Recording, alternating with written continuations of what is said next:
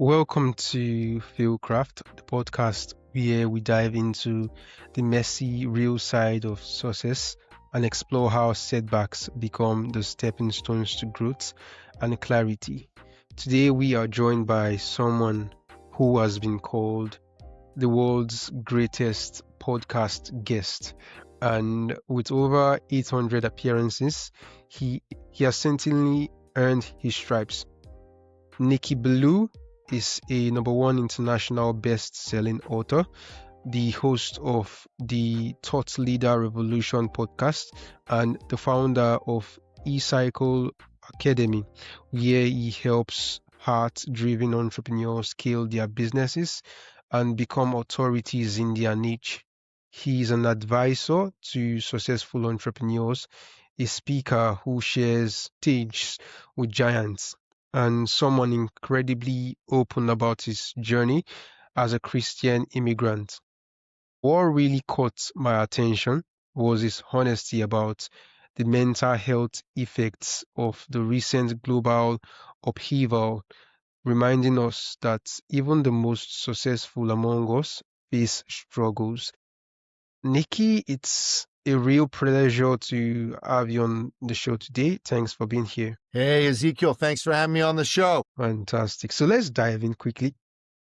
You have helped countless entrepreneurs achieve massive success and you bring incredible energy. But you've also been really candid about the mental health struggles during the recent global upheaval. So, can you take us back to that difficult time and what did that personal or professional challenge feel like for you? Brother, it wasn't so much my own challenge during that time, but the challenge of so many of the people that I came across. I mean, I'm very fortunate, Ezekiel, in that I'm, somebody who's constantly filling my head with positivity. I'm a Christian. I read the Bible. I listen to top motivational speakers. I read good books. But people around me were losing it, just completely losing it, and mainly because they weren't doing those things. They were constantly listening to the news, which was all bad, and they were listening to the government, which was even worse.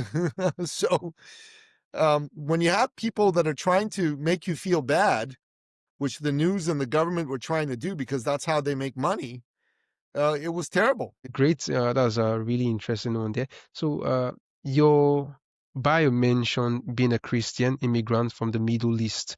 So, how has that background shaped your resilience and your perspective on overcoming challenges, especially during, times of global stress? Well, like I said, I'm originally an immigrant from the Middle East. I'm a Christian from Iran. When I was 11 years old, the Islamic Revolution took place in Iran. And there were gun battles in the streets near my home. My mom and dad were freaking out. But one day their freak out factor went up 1,000-fold when there was a crash through our living room window and an object landed next to my feet. Now, I was a kid. I didn't know what it was, but it was a bottle full of liquid with a burning wick, a Molotov cocktail. My dad knew what it was. He grabbed it. He pulled out the wick. That's the only reason we're talking today. And they decided, this ain't going to be a place to raise a Christian family. So they got me and my two brothers out of Iran, first to Europe, and then we settled where I now live in Toronto, Canada. And, at the time I was a kid, I didn't want to leave my home. I didn't want to leave my friends. But as time went on, I could see what an amazing thing mom and dad did for us. They made a huge sacrifice. They took us, you know, from a place they knew and loved, where they had friends, they had, businesses, careers, to something new and unknown, just for a chance at a better life. And they took us from tyranny to freedom. And I think every human being wants to live in freedom. And if you're an entrepreneur, you want that more than anything. And because we went through such a intense experience, we're able to be grateful for all the good things that are around us in life.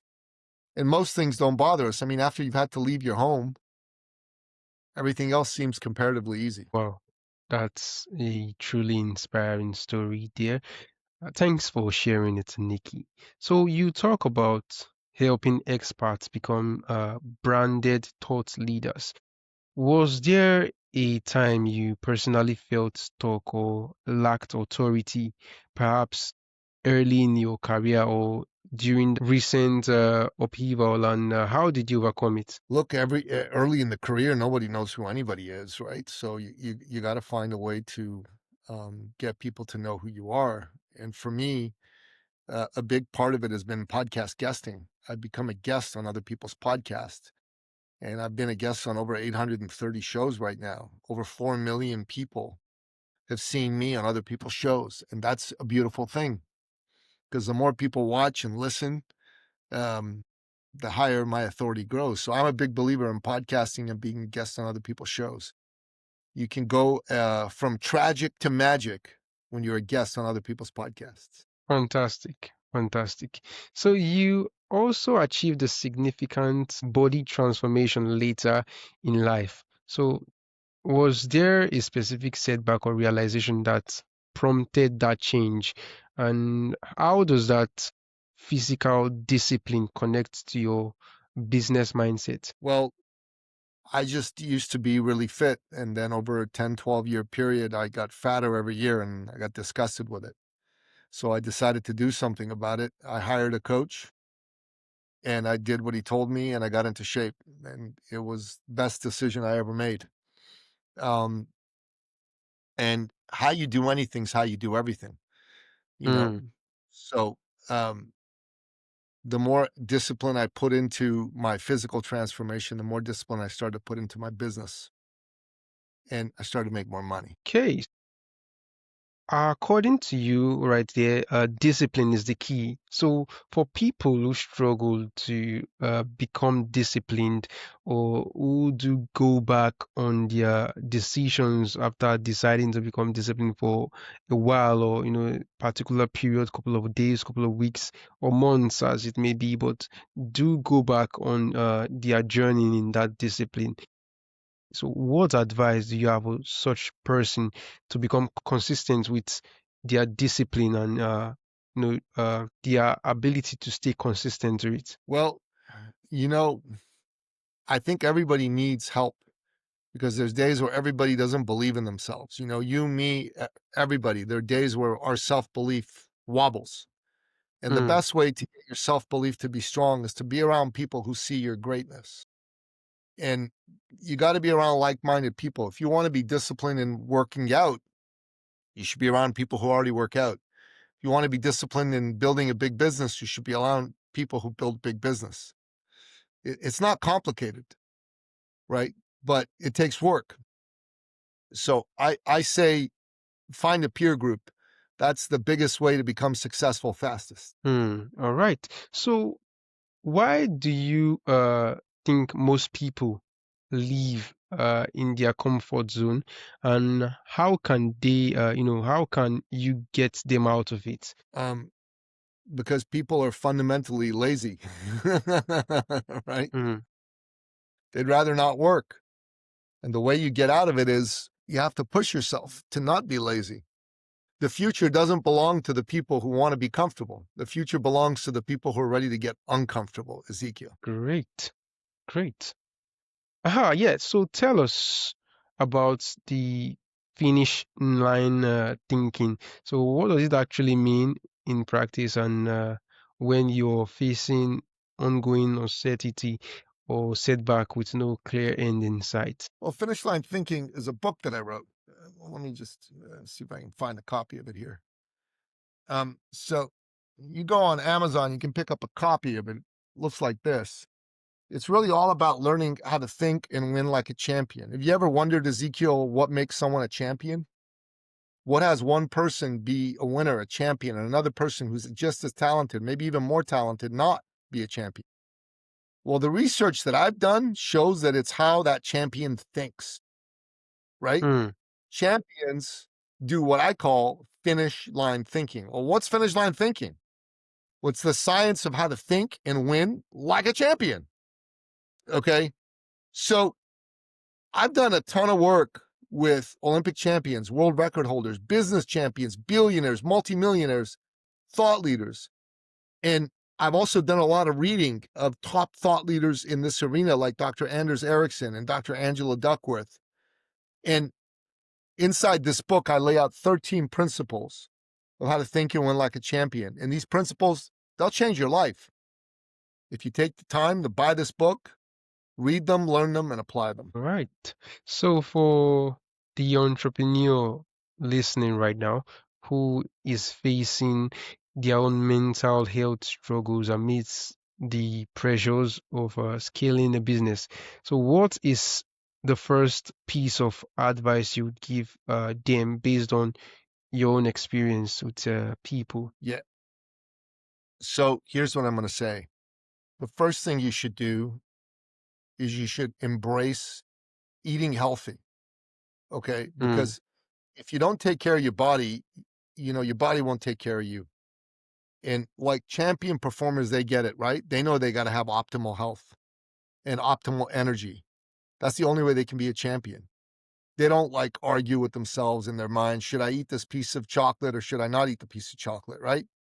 They don't. yeah, They might eat chocolate once a year, right? The rest of the time, they eat steak, right? They eat chicken, right? They eat goat, they eat lamb. That's what they do, right? And they embrace that as a lifestyle. So if you're an entrepreneur, you got to do all that. How many people do you know who are like Olympic champions who are fat and out of shape and overweight? Do you know anybody like that, Ezekiel? I don't, nah, right? nah, It's impossible, right? Now, yeah, also, you got to exercise. Champion performers exercise, right? You got to move your body. You got to keep yourself in top shape, right? And yeah. and and without daily exercise, it's impossible to be in top shape. So that means every day. Not every day except weekends, holidays. When I go on vacation, it means every day. And again, do you see any, Olympic champions who say, I never work out? Of course not. They're always working out, right? They don't make excuses like I'm too busy, I'm too tired, blah, blah, blah, blah, blah. So does this mean you got to go to the gym like 2, 3 hours a day? No, you can do 15, 20 minutes a day. It doesn't matter, right? Mm. That's the sort of thing you got to do. So that's my advice, man. First, take care of yourself uh, physically. Eat well and exercise. Step number one. Fantastic. That's a really great piece of advice, dear Nikki. So, after achieving so much, best-selling author, successful coach, and renowned speaker. So, what does being successful truly mean to you now? Brother, that's a good question. It's a difficult question to answer easily.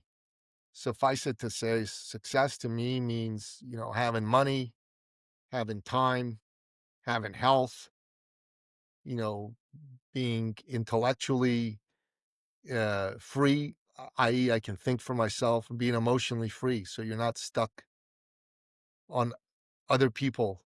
You don't need anybody in order to win. Those are what I call the 5 freedoms, right?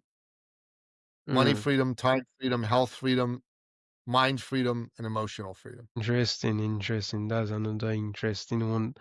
I'm hearing about, what being successful actually means to someone.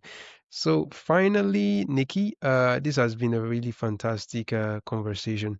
So for listeners who want to learn more about you or follow your work, or perhaps go check out and buy your books, or where's the best place for them to go? Well, if you go to Amazon and you type in my name, Nicky Billou, I'm the only Nicky Billou in the world. So you'll find me on Fantastic. Amazon. Go buy some books there, right? Or you can go with social media. Again, I'm the only Nicky Billou in the world. You can follow me on social media. Great. How lucky to have a really unique name. Once Thank you. anybody says it, you will be the first to come up. All right, Nikki, I'll be sure to link your socials on the show notes of this podcast. And it's been a really great conversation with you, and I am totally excited and honored to have you on the podcast today. Thanks, Ezekiel, for bringing me on the show. You're a good man. Appreciate it.